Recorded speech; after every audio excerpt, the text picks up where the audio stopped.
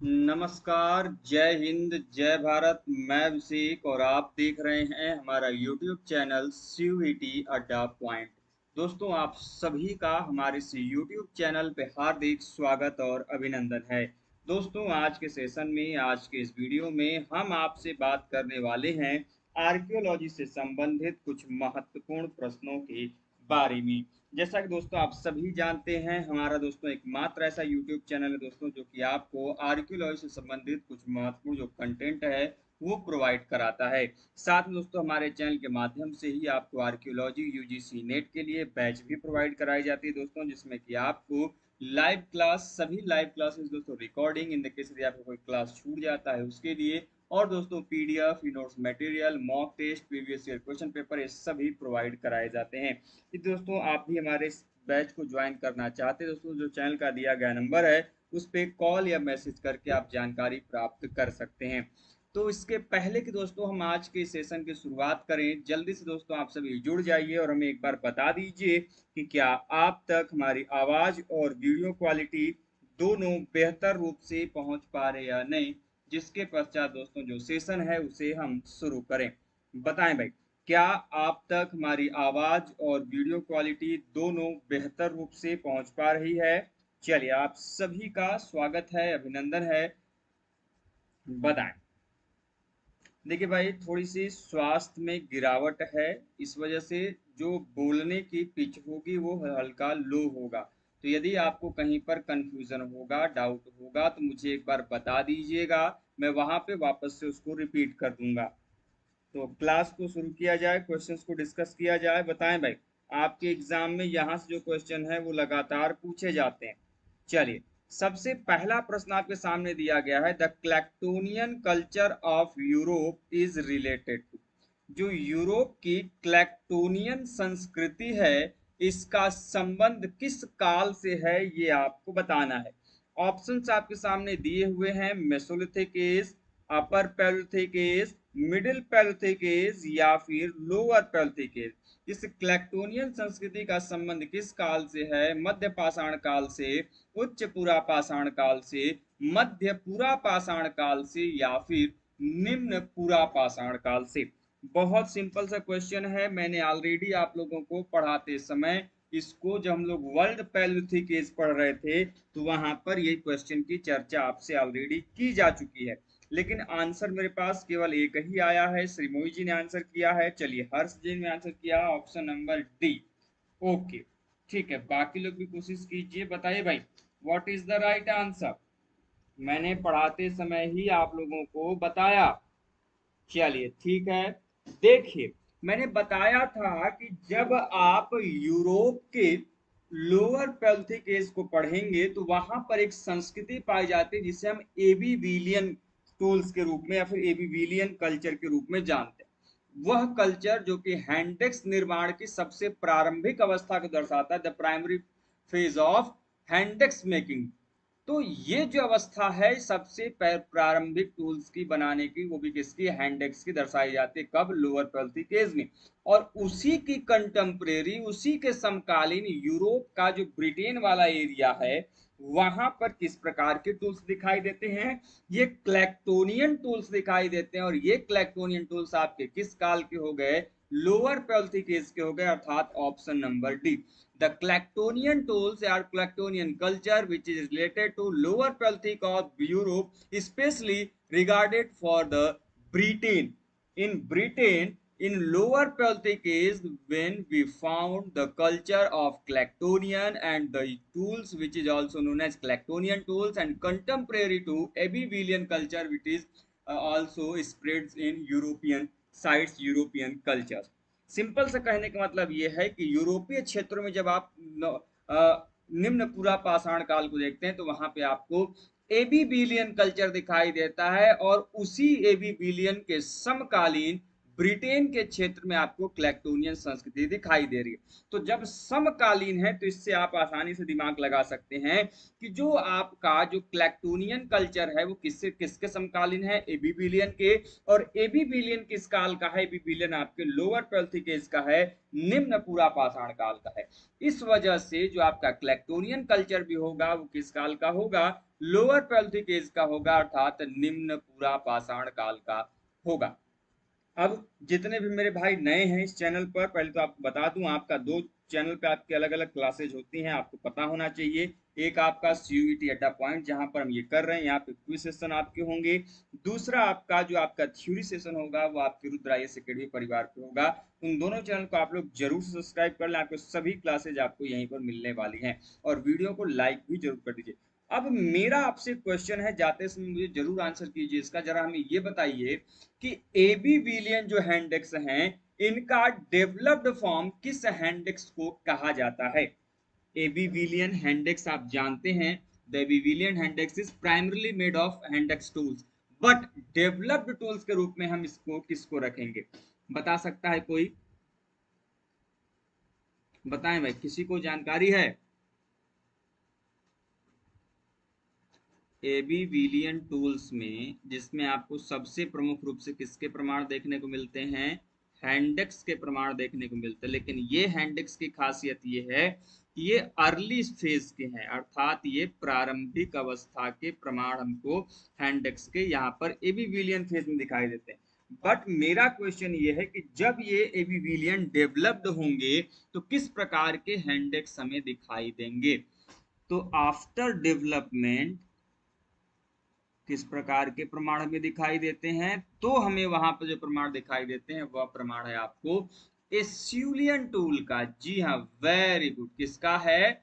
एस्यूलियन tools के जो प्रमाण है वो यहाँ से हमें दिखाई देते हैं। अब यदि मैं आपसे प्रश्न पूछूं कि जरा मुझे ये बताइए कि एस्यूलियन टूल्स के पहले प्रमाण कहाँ से प्राप्त हुए? अच्छा, एक चीज मैं आपको और बता दूं, ये जो क्लेक्टोनियन कल्चर है इसके प्रमाण पूछा जा सकता है कि कहाँ से प्राप्त हुए। तो ध्यान रखिएगा, इसके प्रमाण आपको ब्रिटेन के, यूरोप का जो ब्रिटेन वाला एरिया है वहां से इस कल्चर के प्रमाण प्राप्त हुए थे। लेकिन ठीक उसी प्रकार आपके एग्जाम में पूछा जा सकता है कि जो एस्यूलियन कल्चर है इसका प्रमाण कहाँ से प्राप्त होता है? आप सभी जानते हैं एस्यूलियन टूल्स के अंतर्गत दो प्रकार के मुख्यतः टूल्स आते हैं। एक आता है आपका हैंडेक्स, दूसरा आता है आपका क्लीवर। ठीक है, लेकिन इसके सबसे पहले प्रमाण कहां से प्राप्त हुए? बिल्कुल सही आंसर दिया है श्री मोई जी ने। ऑप्शन नंबर, सॉरी, इसका सही आंसर क्या होगा? Saint Acheul France. क्या होगा? सेंट एस्यूल फ्रांस में स्थित ये एक आर्कियोलॉजिकल साइट है और यहीं से सबसे पहली बार ये उपकरण प्राप्त हुए थे, जिसके कारण इसका नाम इसी पुरास्थल के आधार पर एस्यूलियन संस्कृति या फिर एस्यूलियन टूल्स के रूप में इसे जान। तो जितने भी मेरे भाई बहन जुड़े हुए हैं, आप सभी से निवेदन है कि प्लीज एक बार वीडियो को लाइक कर दें।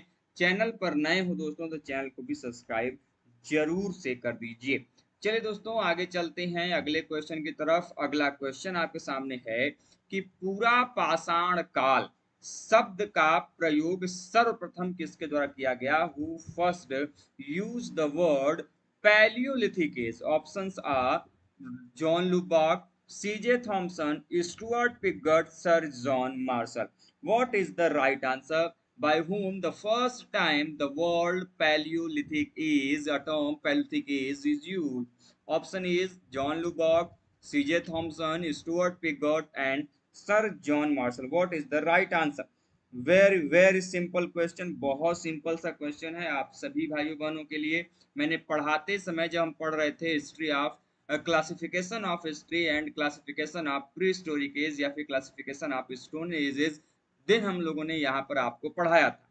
मैंने आपको बताया था कि जो जॉन लुबॉक है, जॉन लुबॉक के द्वारा ही जो आपका प्री हिस्ट्री है या फिर स्टोन एज है उसको तीन भागों में इन्होंने बांटा था।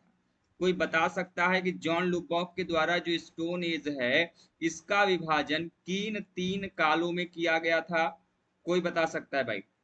जॉन लुबॉक के द्वारा जो स्टोन एज है उसको कितने भागों में बांटा गया था? गलत आंसर। वही देखिए, गलती कर दिए ना प्रियंका जी ने, यहाँ पे गलत कर दिया आंसर भाई। यहाँ पे जो आप बोले प्री हिस्टोरिक ऑफ इंडिया, उनकी बुक का नाम है, 3 भागों में किया था। अच्छा, कौन कौन से 3 भागों में किया था? जॉन लुबॉक के द्वारा जो स्टोन एज है उसका क्लासिफिकेशन कितने भागों में किया गया था? बताइए भाई। मैं जान रहा हूं मैक्सिमम लोग यहां पर गलत करेंगे। प्रियंका जी ने बुक का नाम गलत लिखा है। अब सोचिए कि कहां पर गलती हो रही है, और ये गलती सोच लीजिए कि आपके एग्जाम में आपको काफी ज्यादा भारी पड़ सकती है। ठीक है, चलिए। केवल 2 भागों में विभाजित किया था, वेरी गुड, बहुत बढ़िया। देखिए, एग्जामिनर के कंफ्यूज करने पे आपको कंफ्यूज नहीं होना है, इसीलिए मैंने यहाँ पे देखा कि मैं देखूं कितने लोगों को याद है। केवल 2 भागों में विभाजित किया था। पहला इन्होंने पैलियोलिथिक एज, ठीक है, पूरा पाषाण काल, और दूसरा उन्होंने नियोलिथिक एज, ठीक है। जॉन लुबॉक के द्वारा पाषाण काल को केवल और केवल 2 भागों में विभाजित किया गया, आइदर पैलियोलिथिक एज और नियोलिथिक एज, अर्थात पूरा पाषाण काल और नव पाषाण काल के बीच में उन्होंने विभाजित किया। पैलियोलिथिक, पूरा पाषाण काल, और नियोलिथिक के बीच में उन्होंने विभाजित किया। ध्यान रहे, there is not a single term mesolithic is used by the John Lubbock. John Lubbock के द्वारा मेसोलिथिक टर्म का प्रयोग किया ही नहीं गया। कारण यह है कि जब ये जॉन लुबॉक इस पैलियोलिथिक या फिर नियोलिथिक शब्द का प्रयोग कर रहे हैं, वो भी कब कर रहे हैं, ये भी क्वेश्चन पूछा जाता है। देखिए, एक एक क्वेश्चन आपके दिमाग में एकदम बसा होना चाहिए। जॉन लुबॉक के द्वारा 1865 में सबसे पहली बार उनकी एक पुस्तक है जिसका नाम क्या है? Pre historic times. जिनको पुस्तक का नाम याद है प्लीज उसको कमेंट बॉक्स में लिखेंगे भी, इसी बहाने याद भी हो जाएगा। Pre historic times, in his book Prehistoric Times in 1865 the first term used Pelthic and Neolithic by John Lubbock। इनकी बुक का भी नाम याद रखिए, किस वर्ष पब्लिश किया गया ये भी नाम याद रखिए, और कौन से 2 कालों को इन्होंने सबसे पहली बार याद किया उसको भी लिखिए।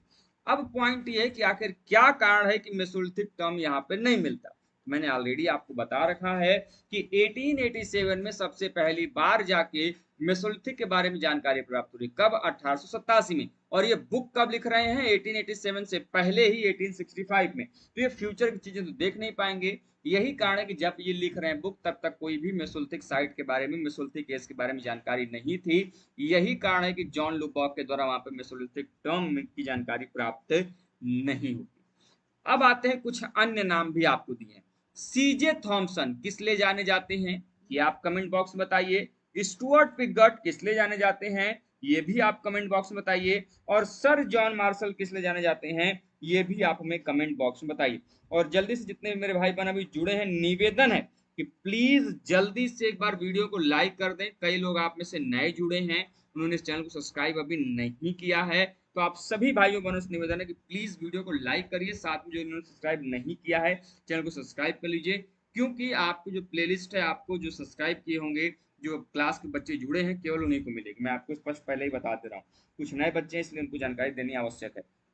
चलिए, सबसे पहले सीजे थॉमसन की बात कर लेते हैं। सीजे थॉमसन के द्वारा एक थ्योरी दी गई जिसे हम द थ्री एज सिस्टम के नाम से जानते हैं। इसे किस नाम से जानते हैं? द थ्री एज सिस्टम, जिसे हम हिंदी में त्रिकाल पद्धति कहते हैं। आप जानते हैं क्लासिफिकेशन ऑफ हिस्ट्री में the three age system most important point है, जिसको कि 1816 में 1816 में जो है सीजे थॉमसन के द्वारा, जो कि कोपहेगन डेनमार्क का नेशनल म्यूजियम है, ये उसके क्या थे? प्रेसिडेंट थे, अध्यक्ष थे। और इन्हीं द्वारा द थ्री एज सिस्टम प्रतिपादित किया गया, इसमें उन्होंने हिस्ट्री को 3 भागों में डिवाइड किया। Stone age, copper bronze age और आयरन एज, जिसे हम किस नाम से जानते हैं? पाषाण काल, ताम्रकांस काल या फिर लौह काल के रूप में जानते हैं। ये विभाजन किसके द्वारा किया गया? These classification are done by CJ Thomsen in 1816 by the term of the three age system, जिसे हम त्रिकाल पद्धति कहते हैं।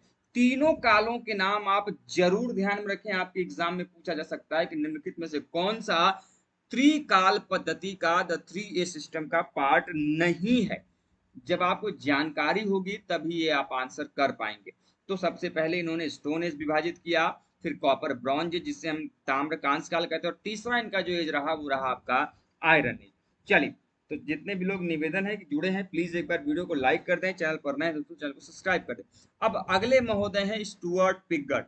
स्टुअर्ट पिगट क्यों फेमस है, कोई बता सकता है आप में से? आपने सीजे थॉमसन के बारे में बताया कि 1816 में सबसे पहली बार इन्हीं के द्वारा इतिहास का विभाजन 3 कालों में किया गया, यही कारण है कि इसको हम त्रिकाल पद्धति करें। लेकिन स्टुअर्ट पिगट ने क्या कहा था? देखिए, स्टुअर्ट पिगट की हालांकि कई सारी थ्योरीज हैं, लेकिन मुझे आपको जो अभी बताना है, आपने दो बड़े important archaeological site of Indus valley civilisation का नाम जरूर सुना होगा, हड़प्पा और मोहनजोदारो का। हड़प्पा और मोहनजोदारो का। These two archaeological site is stated as twin capital of Indus Valley civilization. Twin capital of Indus Valley civilization, and these statements are done by Stuart Piggott। अर्थात स्टुअर्ट पिगट के द्वारा ही हड़प्पा और मोहनजोदाड़ो को जुड़वा राजधानी कहकर संबोधित किया गया था। क्या किया गया था? जुड़वा राजधानी कहकर संबोधित किया गया था। And these statement is done by Stuart Piggott. और बचते हैं आपके ऑप्शन नंबर 4 में Sir John Marshall. As you know, Sir John Marshall is the first director general of ASI who got excavated या who got know to about Indus valley civilization. ये भारतीय जो आपकी महत्वपूर्ण सभ्यता है, जिसे हम सिंधु घाटी सभ्यता, सिंधु सरस्वती सभ्यता, हड़प्पा सभ्यता इत्यादि नामों से जानते हैं, इसके बारे में यह प्रथम ऐसे निदेशक जनरल हैं एसआई के जिनके काल में इंडस वैली सिविलाइजेशन की जानकारी प्राप्त होती है during 1921 to 1922, in which year in 1921 the site Harappa is excavated and 1922 the site Mohenjo-daro is excavated। Clear है बात? इसमें किसी को कोई कंफ्यूजन, कोई डाउट, कोई समस्या? अच्छा ठीक है, मार्शल के काल में ही सबसे पहली बार इंडस वैली सिविलाइजेशन की जानकारी प्राप्त होती है। Okay, very good. और एक चीज और ध्यान रखिएगा, मार्शल के ही काल में जो है सबसे पहली बार जो मेजरमेंट ऑफ स्ट्रेटा या मेजरमेंट ऑफ स्ट्रेटिग्राफी का जो कॉन्सेप्ट है वो किस आधार पर बेस्ड था? सी लेवल, समुद्री स्तर के आधार पे ये स्तरों का निर्धारण करते थे। कौन? Sir John martial. क्लियर है बात? किसी को कोई कंफ्यूजन, कोई डाउट, कोई समस्या, कोई परेशानी? एक बार मुझे बता दीजिए भाइयों, जितने मेरे भाई बहन अभी जुड़े हैं एक बार मुझे बता दें, किसी को कोई कंफ्यूजन, कोई डाउट, कोई समस्या, कोई परेशानी?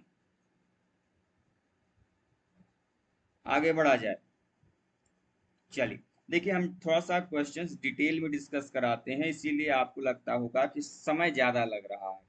ठीक है, हम चाहते तो आपको cut to cut questions discuss करते और हम लोग आगे बढ़ जाते।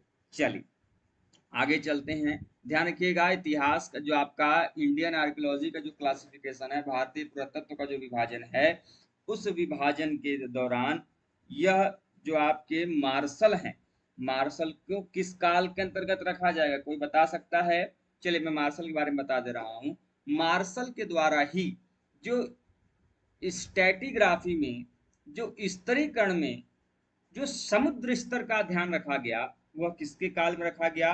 वह रखा गया जॉन मार्शल ने। क्योंकि सर जॉन मार्शल ने स्तरों का जो निर्धारण है वो समुद्र स्तर पर अर्थात सी लेवल के आधार पर किया, पहला पॉइंट। दूसरा, सर जॉन मार्शल के ही काल में सबसे पहली बार इनके एएसआई के डायरेक्टर पद पे रहते हुए इन्होंने इंडस वैली सिविलाइजेशन, सिंधु घाटी सभ्यता जैसे महान सभ्यता की खोज को अंजाम दिया, जिसमें इन्होंने 1921 में बाई दयाराम साहनी एंड 1922 में बाई आर.डी. बनर्जी के द्वारा जो है हड़प्पा और मोहनजोदाड़ो जैसे आर्कियोलॉजिकल साइट को एक्सकेवेट और खोजने का कार्य किया गया।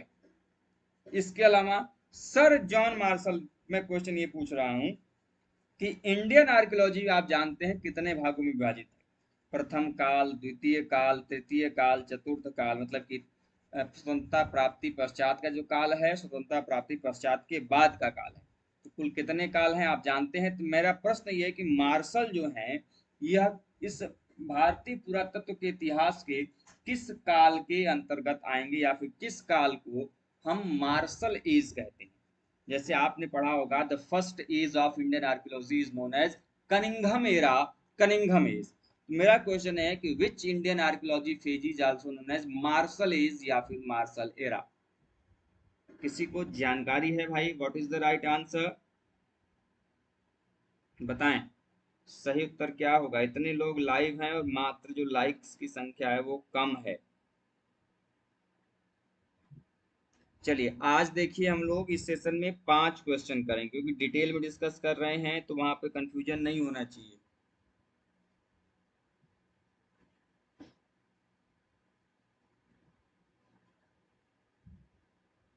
चलिए, आवाज क्लियर है ना? किसी को कोई कंफ्यूजन तो नहीं है? सेकंड में आएंगे, किस में आएंगे? मार्शल किस एज में आएंगे? बताए भाई, मार्शल सेकंड में आएंगे कि थर्ड में आएंगे? पढ़ाते समय आप लोगों को बताया जा चुका है। बताइए भाई।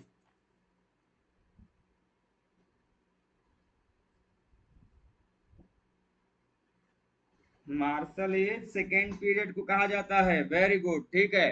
अगला question, the Fauresmith culture of Africa is related to, Africa की जो फोर स्मिथ संस्कृति है इसका संबंध किस काल से है?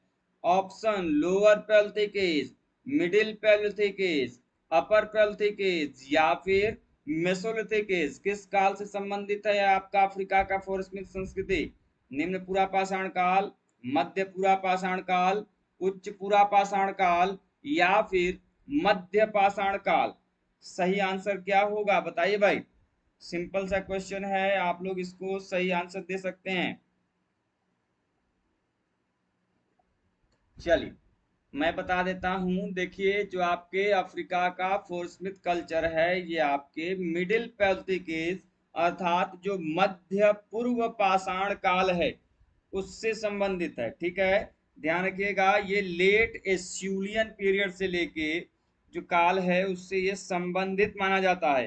ठीक है, लेट एस्यूलियन पीरियड जो है वहां से इसको जोड़ा जाता है। तो एस्यूलियन कल्चर किस काल का है? आप जानते हैं एस्यूलियन कल्चर जो है आपके लोअर पैलियोलिथिक एज में है। और लेट एस्यूलियन मतलब कि जब लोअर पैलियोलिथिक कंप्लीट हो रहा है और मिडिल पैलियोलिथिक शुरू हो रहा है तो वहीं पर जो है आपके अफ्रीका का जो फोर्समिथ कल्चर है उसके प्रमाण देखने को मिलता है। उसका संबंध लेट एस्यूलियन पीरियड से जोड़ा जाता है।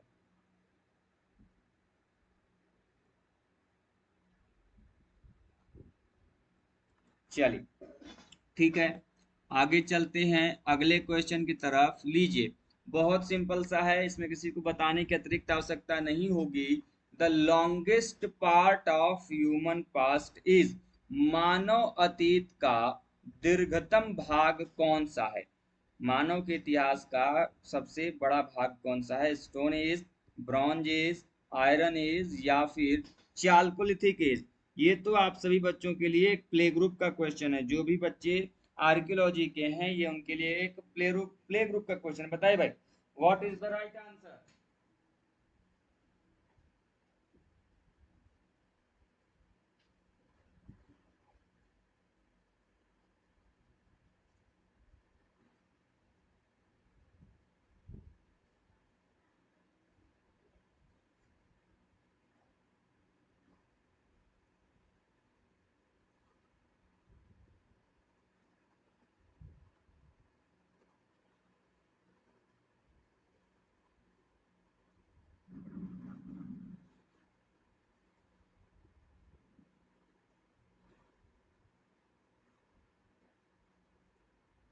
चल ठीक है, तो इसका सही आंसर क्या होगा?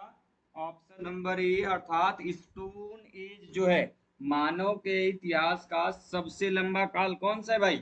स्टोन एज है। सिंपल सी बात है, जब आप लोअर पैलियोलिथिक एज के टाइमलाइन को देखिए, मेसोलिथिक एज के टाइमलाइन को देखिए और नियोलिथिक एज के टाइमलाइन को देखिए और उसके पश्चात के जितने एज हैं, चाहे वो कॉपर ब्रॉन्ज एज हो, आयरन एज हो, चालकोलिथिक एज हो या फिर अदर एजेस हो, उनकी जो टाइमलाइन है as compare to stone age they are very very less. उनका जो समय काल है वो बहुत कम as compare to stone age. ठीक है, अब अच्छा, स्टोन एज में भी यदि आप टाइम लाइन देखेंगे तो जो पैलिथिक एज की टाइम लाइन है वो सबसे बड़ा भाग है, उससे छोटा मेसोलिथिक और उससे छोटा नियोलिथिक। इस चीज को आपके दिमाग में याद रखना पड़ेगा।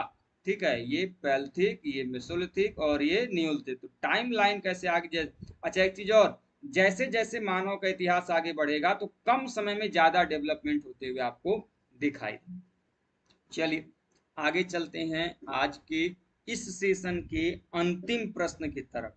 ठीक है, इसके पश्चात जो आपका जो थ्योरी वाली क्लास है, हम लोग अपर पैल्थिक एज के बारे में पढ़ रहे हैं, उसमें उसको हम लोग डिस्कस करेंगे। बाकी जो ये बचा हुआ, अच्छा मैं एक चीज और आपको बता दूं, आप सभी जानते हैं संडे और आपको सैटरडे क्लास नहीं होती, लेकिन इधर आपके 2 दिन क्लास नहीं हुए हैं, 30 31। तो कल आपकी जो क्लास होगी सैटरडे वाली, वो सुबह होगी। ठीक है, तो सुबह 10 या 11 बजे के आसपास में आपकी एक या क्लास जो है थ्योरी सेशन वाली, वो कल आपकी होगी। तो कल सभी लोग 10 या 11 बजे के बीच में सभी लोग क्लास में जुड़ जाएंगे और वहां पे क्लास को जरूर अटेंड करेंगे। आज के इस सेशन के अंतिम प्रश्न की तरफ चलते हैं। क्वेश्चन क्या है कि Homo erectus invented which of the following tool types.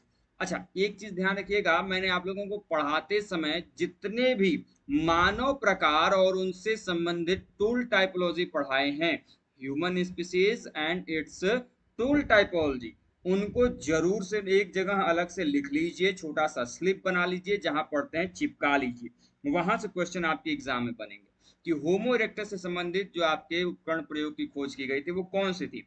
Option borer या फिर ल्यूनेट्स, इस ल्यूनेट्स को हम लोग अर्धचांद्रिक और बोरर को हम लोग छिद्रक के रूप में जानते हैं, हिंदी में इसको छिद्रक कहते हैं। ठीक है, और बी क्या ऑप्शन है, हैंडेक्स एंड क्लीवर, क्लीवर आपको विदारणी कहा जाता है और हैंडेक्स को हम लोग कुठार कहते हैं। ब्यूरिन हो गया, ठीक है, और ब्लेड हो गया, और चौथा blade and trapeze. What is the right answer? तो बहुत सिंपल सा है, मैंने पढ़ाते समय ही आप लोगों को बताया था कि जो होमो इरेक्टस है इसको हैंडेक्स और क्लीवर के निर्माता के रूप में हम जानते हैं। अब यदि मैं क्वेश्चन पूछूं कि कम से कम मुझे 2 ऐसे आर्कियोलॉजिकल साइट्स के नाम बताइए जहां से हमें होमो इरेक्टस के प्रमाण मिले हैं। आज के इस सेशन का अंतिम प्रश्न, आपको ऑलरेडी ह्यूमन इवोल्यूशन पढ़ाया जा चुका है, तो होमो इरेक्टस के प्रमाण कहाँ कहाँ से प्राप्त हुए, मैंने कई साइट्स बताए थे आपको, न केवल एक बल्कि एक से अधिक, लगभग 10 के आसपास आपको होमो इरेक्टस से रिलेटेड साइट्स आपको बताई गई थी, लेकिन मैंने केवल 2 पूछे हैं। 2 साइट्स के नाम आपको बताने हैं जहां से होमो इरेक्टस के जो प्रमाण हैं वो प्राप्त हुए थे। बताइए भाई, कोई बता सकता है what is the right answer?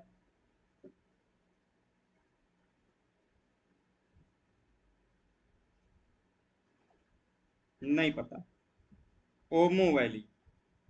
ठीक है, और कोई बताए भाई, कहाँ से प्रमाण प्राप्त हुए थे? एक आंसर आया। ऐसे काम नहीं चलेगा, बेसिक सा क्वेश्चन है।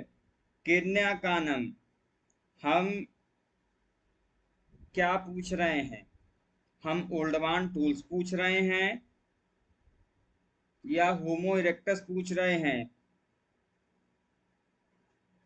टर्नीफाइन, वेनीफाइन नहीं, टर्नीफाइन एंड ओल्डवाई गॉड्स बेट टू। ठीक है, अरे भाई चौकोटियन केव भूल गए, आप अपना भारत का वो हथनौरा भूल गए, आप जावा त्रिनील नामक स्थान भूल गए। ऐसे भूल जाएंगे तो कैसे काम चलेगा? टर्नी फाइन है, सीदी अब्दुल रहमान है, ऐसे ऐसे यदि पॉइंट भूलेंगे एग्जाम के में तब दिक्कत हो जाएगी आपको। अब चीजें देखिए, जैसे जैसे समय बीतेगा आपके पास समय कम बचता जाएगा, तो आपको पढ़ना पड़ेगा।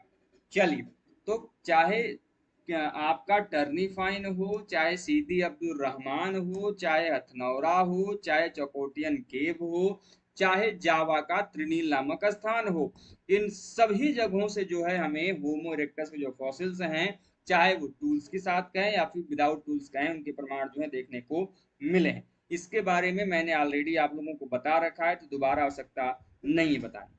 अगली क्लास जो थ्योरी की क्लास होगी आपकी 8:15 से वो स्टार्ट होगी। सभी लोग उस थ्योरी क्लास की अभी मैं लिंक आपको ग्रुप में प्रोवाइड करा दूंगा कुछ देर बाद, क्लास के जस्ट पहले उससे जुड़कर आप लोग क्लास में जुड़िएगा। तो फिलहाल आज के लिए बस इतना ही। उम्मीद करते हैं कि आपके जो क्वेश्चंस हैं समझ में आए होंगे। इसके आगे के प्रश्नों की जो चर्चा है हम लोग नेक्स्ट क्लास में, नेक्स्ट सेशन में करेंगे। तो फिलहाल आज के लिए बस इतना ही, मिलते हैं नेक्स्ट सेशन में नए महत्वपूर्ण प्रश्नों के साथ। तब तक के लिए स्वस्थ रहें, मस्त रहें। जय हिंद, जय भारत, हर हर महादेव।